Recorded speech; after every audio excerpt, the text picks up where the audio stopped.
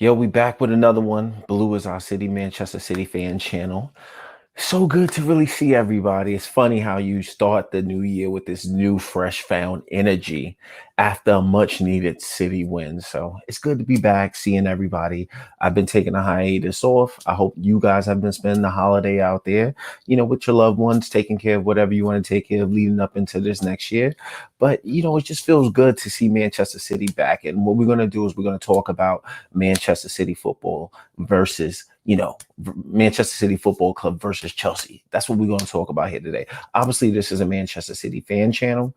My name is City Blue, and we're going to welcome you to Blue is our city, Manchester City fan channel. Obviously, we're going to get into the match as we go, but I'm just so excited to really see everybody. And we're going to touch upon this match and we're going to talk about really where we're at. So, obviously, like I said, I want to start this off by saying Happy New Year to all of you guys. I want to shout out everybody. I just started this fan channel not too long ago. I want to appreciate all the love and thank everybody out there for really watching my videos, giving me feedback. And if you like the video, feel free to, chime in, like the video, give me some comments, let me know about how you guys are feeling. But at the end of the day, that's what this is about. It's a Manchester City fan channel, and I want to get some engagement from the community out there. I'm a little bit different. I'm an American that's going to speak about this Manchester City fan channel stuff.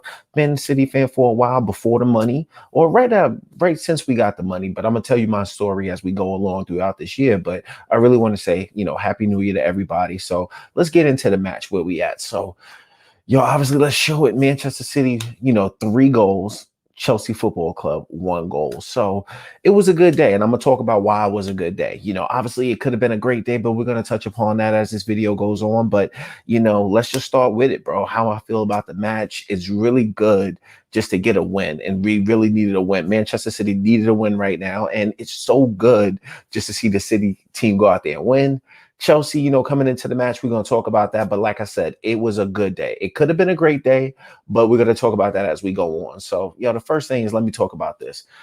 City, it's been a minute. We got to look back at it, due to whatever we going through right now. I'm not going to really talk about the virus or anything like that, but, we living in those times right now, and it's been crazy because City hasn't been able to play. Remember, we were supposed to play Everton right during after Boxing Day, and, right during Boxing Day, that had to be canceled due to COVID-19 protocols being done, whatever. So City was out. We missing 5 players coming into this match. So I was a little worried about this match. Not only is it a big match, but we had players that we're missing. Gabriel Jesus is not there. We already knew Kyle Walker was not going to be there, but these other 5 players after New Year's Day protocol thing, and I was just like, oh man, who we missing? So that's going to talk about the starting lineup as we go, but it's really good to see Manchester City be able to play because, like I said, we didn't get a chance to really see us versus Everton. So I really feel like it's just been a minute to really see the team play. So, shout out to that. So let's go really talk about it. The starting lineup right here and kind of going into this match and how we felt. So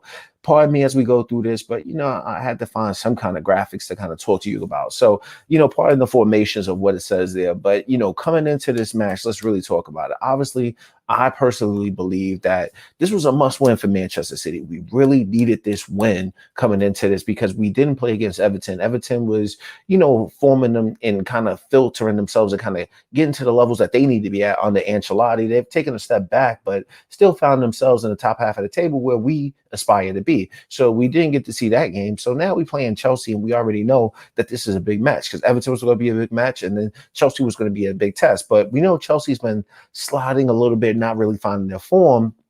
But as we go into the start 11, we know that we are short players. We know that this is a must-win game for City. So as we see City versus Chelsea, I'm like, yo, bro, this is really going to be a big game. It's a big game not only for us to find out the direction, but like I said, Chelsea's been not really finding their form.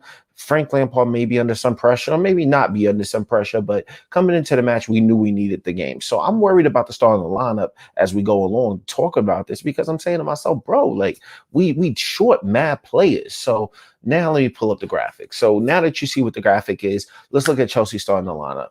Obviously, they got Mendy as they keep in there. They got Chilwell. They got Silva back there. They got, Zuma, and then Aspilicueta. Aspilicueta is probably playing for Reece James because Lampard kind of called out. I don't know if he called out Reece James. I don't really watch Chelsea enough to really say whether he called out, Reece James, but I didn't think Reece James was fit in that last game versus Arsenal. So now you're coming into the midfield. They obviously got Mason Mount, Conte, Kovacic, and then you kind of look up, and there's an interesting decision because you're talking about their center forward position. Is it going to be Werner? Is it going to be, Olivier Giroud, who's been kind of scoring goals for them?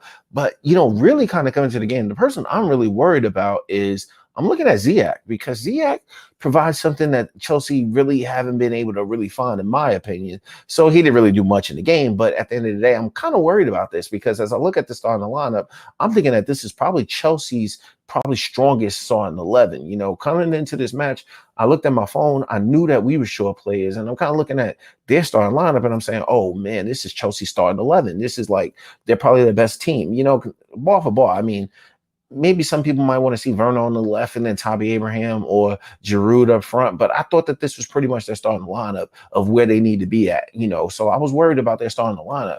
Then we look at our starting lineup, and I'm looking at Zach Steffen starting in goal, obviously the Edison situation, but then, Zinchenko starting over Mendy now. It's been reported in the news to why that might have been. We know that John Stones and Diaz have this nice partnership, but, I was shocked to really see, and as you can see there, you don't see Laporte on the bench. So I'm thinking to myself, wow, maybe Laporte has something to do with this protocol situation, but I don't want to jump to conclusions there.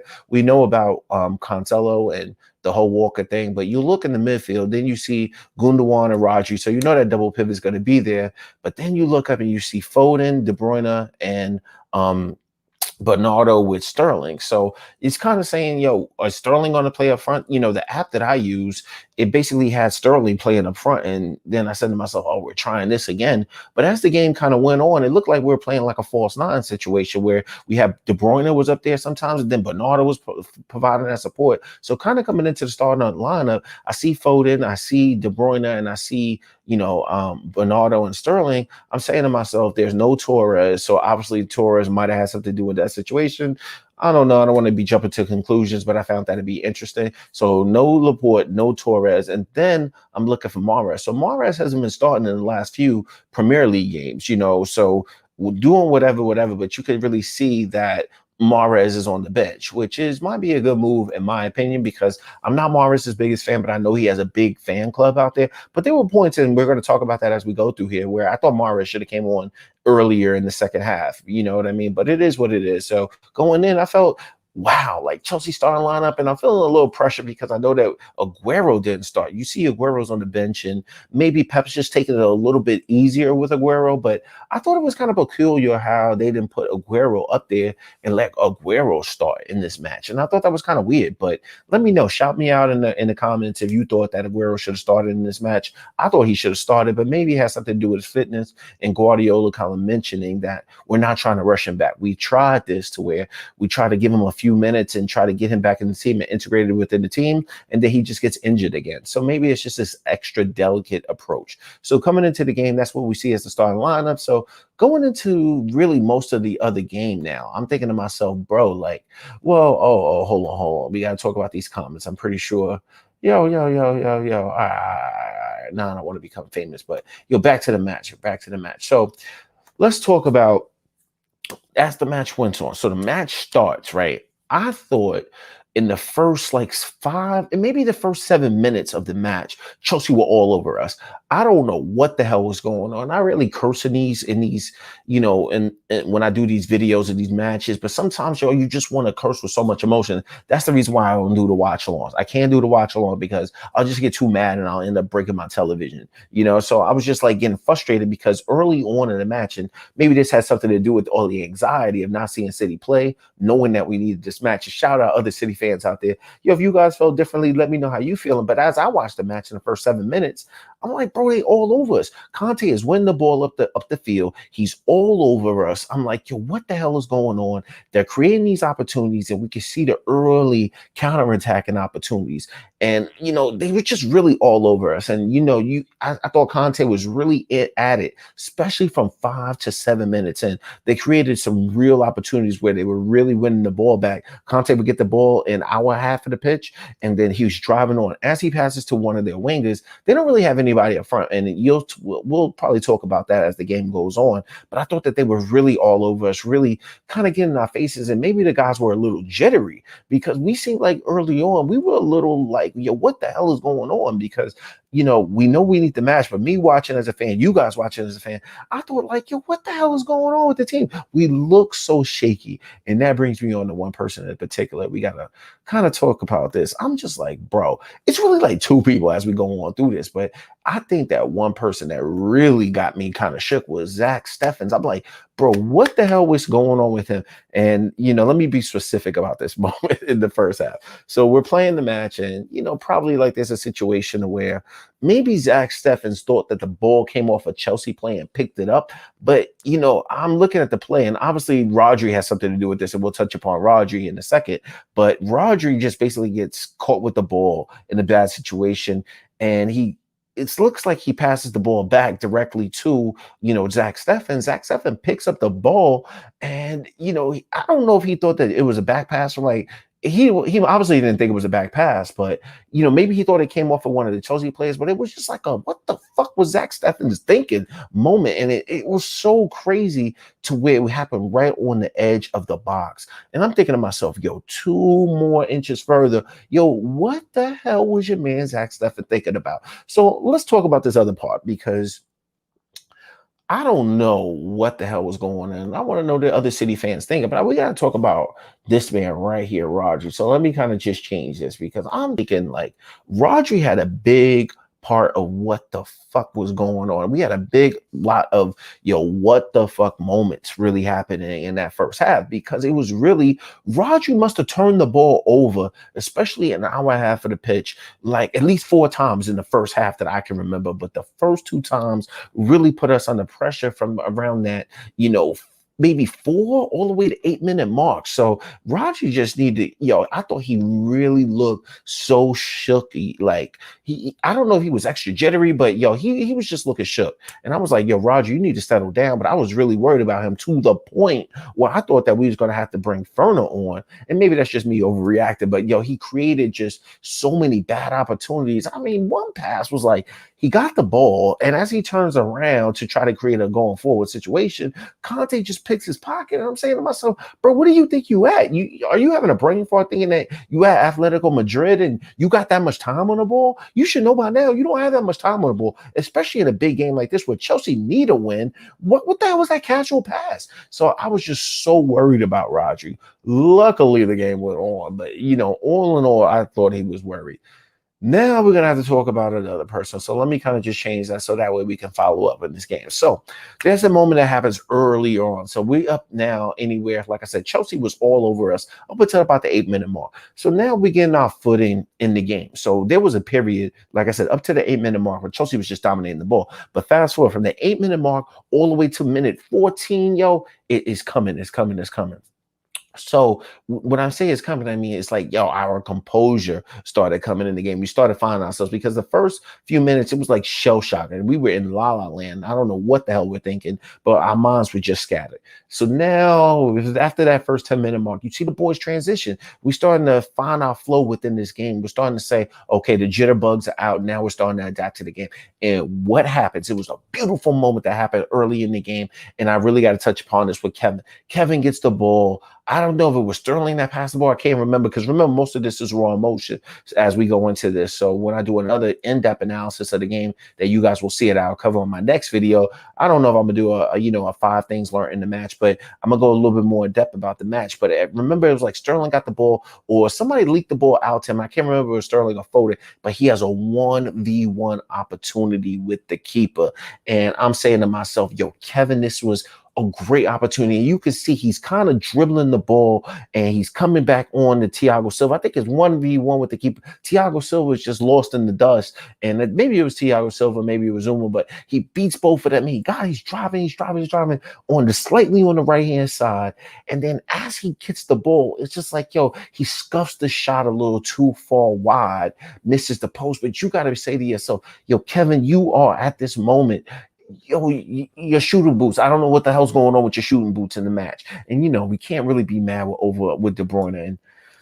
And as we do this live, I gotta take a sip of water because this moment was frustrating, bro. It was mad frustrating, other City fans out there watching and shout you out. Yo, please let me know what you guys are watching, what you guys are thinking about in this moment. Because it's 1v1 versus the keeper, and he just scuffs the ball too wide. And I'm thinking, yo, Kevin, you've been trying to score all season long, and outside of the penalty boxes, and I think he's had 2 penalties, he hasn't really been having shooting boots on. And this moment right here defined his damn shooting boots, and his shooting boots were just not there, and he just drags the shot wide. I'm so disappointed because you know that was a golden opportunity. So, yo, Kevin, I gotta say it. I gotta say it, Kevin.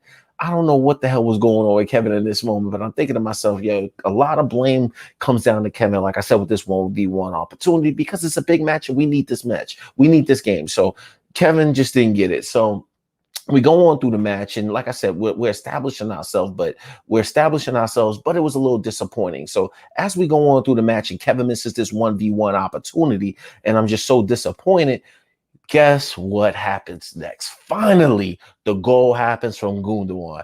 And, this is a little play on words, but you got to say to yourself, yo, obviously, like, who says we need a striker, yo? Who says we need a striker? Let's see the shout outs, yo. Oh, I said Man United. Is that Man United? We want our trophy back. City, all right, I'm shouting you out. All right. City have, all right, let's see. City have a massive advantage over everyone. We're the only team that is playing in the front, have no fans. Yo, come on, son.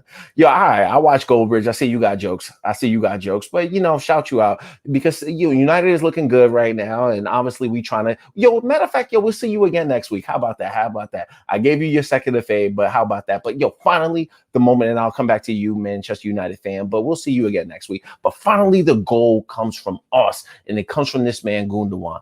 It says, like, yo, obviously this is a play on words. Who needs a striker? Because obviously I put a poll out on Reddit, and I asked people on my Reddit poll, does Manchester City need a striker? Do we need a midfielder? Or do we have the right team and we just need to find form? It was surprising that most people said that we need to find a striker, but at the end of the day, it was like, yo, come on, bro. I think we needed, the second most popular answer was another part that was shocking. It was obviously, let me back up. The first part was obviously we needed a striker. I think 400 and something people voted that we needed a striker. But then the second most popular one was that we have the right team and who needs to find their form. So as this moment happens in the game and we actually get the goal from Gundogan, I'm thinking to myself, who needs a striker? Because if you saw this moment in the game, Gundogan makes this ill move. It's like, yo, he's coming. He's in the middle of the pitch. He gets the ball. I think it might have been from Foden, or it might have been from De Bruyne at that point. I think it might have been from Foden. He gets the ball, and then he makes this ill turn that you would expect Gabriel Jesus to do, and just slots the ball home. And I think Mindy might have got a touch, but still fabulous goal. So shout out the man, İlkay Gundogan, who's now been finding his form. And, obviously I borrowed this from City, but I thought it was so fabulous of a goal, because as you saw that goal come, the finesse move that he made, everybody knows about Gundogan. Gundogan has extremely good talent. What I mean with that is that he's phenomenal. Like, he plays in the midfield, but then also Guardiola at points of last season, when we didn't have a striker, would try to put Gundogan up front. And you saw that Gundogan was aggressive in this game. So that was a great goal for him. And I think he's been looking solid all season long. He's definitely been playing that box-to-box role, but now that he's been finding himself coming further forward in the last few games, I think he's really put on his shooting boots, and I think he's got like 2 or 3 goals in the last few matches. Yo, shout out Gundogan. Gundogan's doing his thing. So now it brings me on. So now, like I said, we're starting to find our form. We're turning in the match. Everything is going well, but that's just what we've been doing. So another player to really talk about, and I don't really have him up there. Let me see if I really have him up there.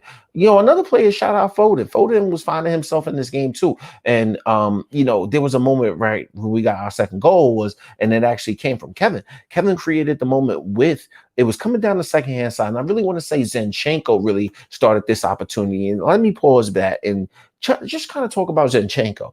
I think in the first half, it was very vital to what Zinchenko was doing in that first half, providing that natural width. But our first opportunity really came from really a great opportunity that really was on that left-hand side. Then looked at the second opportunity came. Zinchenko gets the ball, and I think he messed the pass to Foden or De Bruyne. Foden and De Bruyne linking up, and then all of a sudden opportunity comes to where you thought we lost the opportunity. Kevin gets the ball out wide on the left-hand side, whips it in a nice pass to where, Foden gets the ball, and let me change this banner. We adjust as we go through this, and I'm talking about this goal, but it's live when we do this. But Foden just gets that ball, and then he scuffs it, and not really scuffs it, but puts his slots at pass in the near post past Mendy. But the thing that was so remarkable about this goal gave me David Silva vibes. It really did. It really showed me right when we was working down the left-hand side. The whole second goal happened from the left-hand side. So Chengo gets the ball. He passes it over to,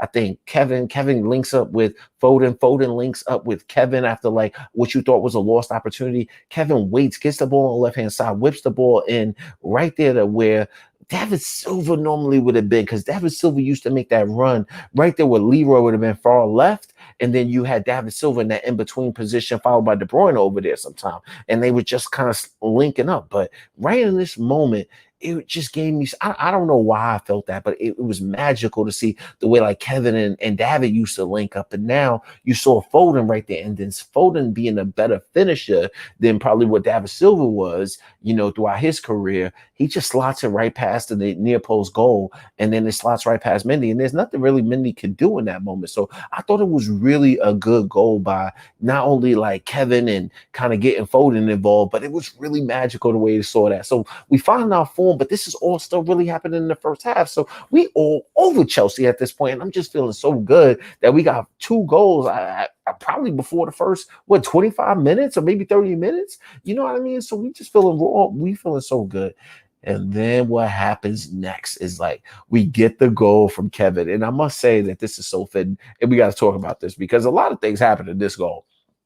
First of all, there is a great moment, and we got to talk about this with Raheem Sterling. Raheem Sterling played such intricate parts of this game because Raheem Sterling was the one that was making all of these different runs. Kevin De Bruyne and Raheem Sterling were linking up throughout this whole match to where they were the two that was just like, yo, we're going to counterattack you, Chelsea. What do you want? And they were putting Thiago Silva under pressure. Thiago Silva was so under pressure the way that Kevin and Raheem Sterling was running that. But this moment happens because there was a great through ball to where I believe it was Chelsea had a Ziyech free kick. Chelsea have a Ziyech free kick that's right there on the edge of our box. We clear it. All of a sudden, I think Conte gets the ball. Conte tries to kick it back into the box to try to create something from them. Kevin flicks the ball with his head, going forward to Raheem Sterling, and it was Raheem Sterling getting the ball, running 60 yards down the pitch. Conte is right there with him, and you can see Conte is really fast. Conte is really fast in this third goal moment. So it's just at this point, it's just Raheem Sterling versus Conte, and Conte was trying to get right there with him, but he just couldn't edge him out. And I'm saying to myself, in this moment, I'm thinking that Raheem Sterling must have had his first opportunity to shoot because he knows Conte is coming right there on him. You was thinking he was going to slide it right there with his right foot. He didn't take that opportunity. He goes on the left-hand side, tries to round Mendy. He actually does round Mendy. And then you're thinking Raheem Sterling is going to slide it in with his left foot and just chip it over Mendy to the left-hand side. That didn't happen. So Raheem Sterling gets the ball now. Now he's on the left-hand side. And he just stops, cuts the ball in, and it was very composed in it. I thought he lost the opportunity like 3 times. But then he had this composed moment to where I'm thinking a whole opportunity is going. He's on his right foot. Then he whips the ball in. It hits the post. And I'm thinking, yo, that he just turned some situation where I thought was gone, hits the post. And then who is right there to snatch up the ball? And that's why I say this whole thing is so fitting. Kevin De Bruyne goal. Because Kevin had been working, and, I don't know what other City fans out there think. But, yo, if you watching this, other City fans, let me know what you guys thought in this moment. But Kevin misses the first chance. And how ironic is it that he scuffed his first opportunity, drags the ball wide, and gets this goal off a rebound from Raheem Sterling. And now we're 3 up. So as we're 3 up, I'm saying to myself, yo, this is freaking crazy, because I'm thinking to myself, yo, 3-0 against Chelsea, and we all over them after the way the first game started. I mean, after the way the game started in the first 8 minutes. But since that 8-minute mark, not only did we control the first half, but we bossed that first half. And I don't know what the hell Chelsea was doing, but it just didn't work out for them. So now we go forward in the game. And I must say it was an excellent half. So we're talking about the second half now.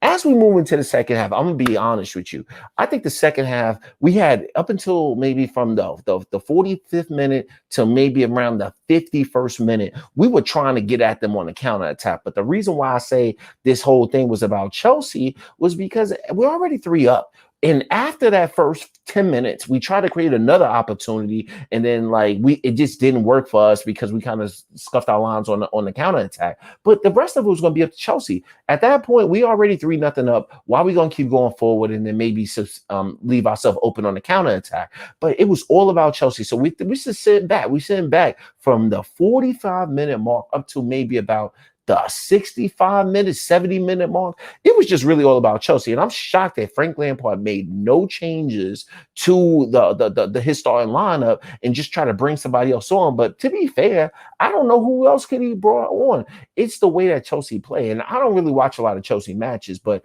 I didn't really feel threatened by them because they didn't really create a lot of opportunities in the match that was so defining as far as breaking lines.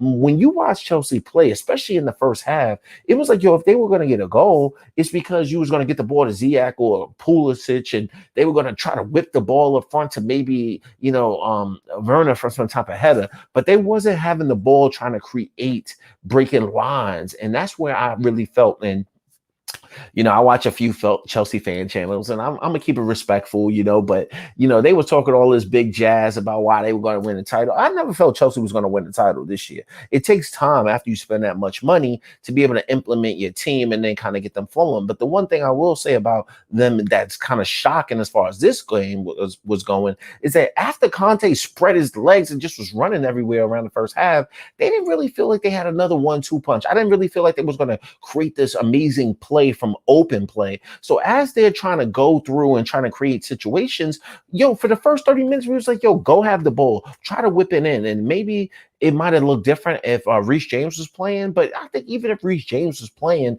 it's just like, what are they going to do? Whip the ball into Abraham and try to get a header, or Olivier Giroud and try to get a header? I didn't really see no open fluid play from them. So they have to really work on that if they're going to try to beat where we want to be. And funny enough about us is that we were just sitting back, creating mad opportunities. So they literally did nothing for the first 30 minutes of that. And they really had no opportunity. So I thought that was shocking. Now, why would I say around the first 35 minutes?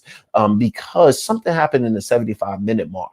And I want to say that because obviously as a City fan, you're thinking, we just want to get through the game at this point. We already bossing it 3-0 up. We could have had a fourth, in the first half, but obviously a fourth, maybe we was coming in the second half. But John Stones showed a real impactful moment. And I want to give him shout out for this because, John Stones really proved his worth. Right around the 75th minute mark of the game, I think that there was opportunity with Werner. Werner's running right at us. They're trying to create an opportunity where Werner gets the ball and somebody puts it in over. I forgot who puts it. Maybe Chilwell puts the ball in for him. He's running at Stones at this point. He gets the ball in the box, but he's on the left-hand side. So we know that he got to stop and bring that ball to the right. And John Stones played it so smooth to where at previous years, maybe John Stones would have jumped in and lunged at the ball in the 75th minute mark. But he took Werner so far wide and didn't let him get the ball on his right foot. And Werner ended up running the ball out of bounds at the 75-minute mark. So I want to say shout out to John Stones because this is really what's talking about that solidity, that solidness that he have, that strength that he's having right now, that partnership, and that chemistry that he's having with Ruben Diaz. That's the word I want to use. So that really showed it because in previous years, I think he would have made a mistake and try to lunge at that ball. But now he's just using his wit to say, I'm already fast. I'm already stronger than I've ever been. But now Werner's coming in. I know he's right-footed. There's no point for me to do that. Just run him out of bounds. So shout out to John Stones for that moment. So as we move forward to the goal, and this is really what I had to talk about. Remember in the intro of the video, I said, it was good to see Manchester City. I'm happy to get a win. But the one thing I really want to talk about, it was just a good day, not a great day. And the reason why I'm saying that is because, you think in the whole second half, bro, City at this point, we've kept 5 clean sheets out of our last 6 matches in the Premier League. I'm not talking about Champions League or whatever the other cups, but we're just keeping a 3-0 lead. Just keep it solid, do what we do, and close out this game.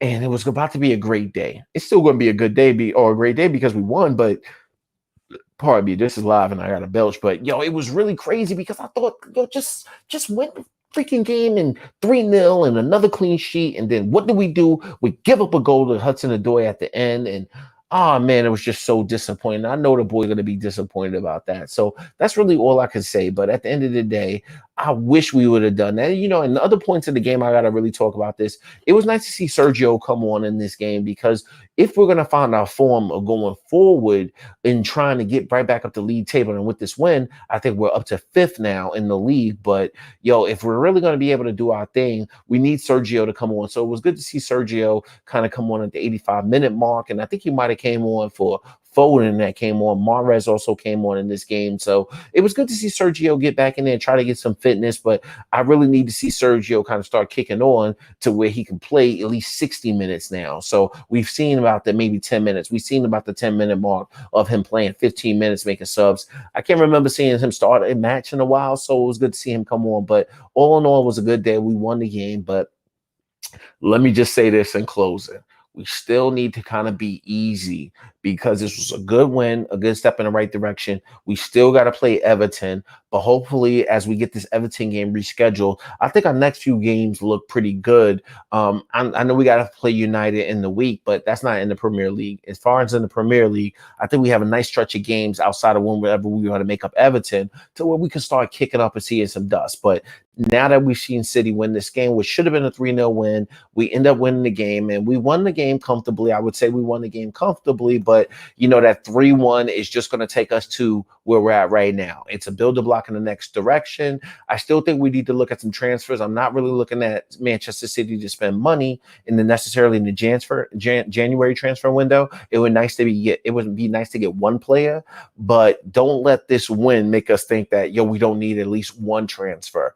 I don't know what that position is going to be, but that's going to be talking about in my next video going forward. I'm going to make another video. I don't know if I'm going to do it tonight, but I may do it between tonight and tomorrow about maybe if we could get one signing, what that one signing would be, or talk about why we still need a Manchester City team that's going to look to add to the roster, maybe one player here, but we still need some transfers. But don't get gassed that we don't need anybody and we're good to go for the rest of the season. It's a step in the right direction. Let's see if we can beat United in the league. Let's see if we can redeem ourselves versus, Tottenham in the league. We should have won that Liverpool game, but now we got to go beat Liverpool if we're going to win the title. So my point is just be easy right now. It's a great win, another good step in the right direction. It was a must win. We got the victory. The boys are feeling good. We started the new year feeling good, repping that badge. So this is what we do. Blue is our city. Thank you guys for, watching the video. Thank you guys for shouting me out. And I really want to shout out the United fans because I noticed a bunch of United fans that have been watching the game. We'll see you next week. But like I said, wait for my next video. But let's keep going, City. Let's keep moving up the table and starting the new year in the right direction. Till I see you guys later on. Peace.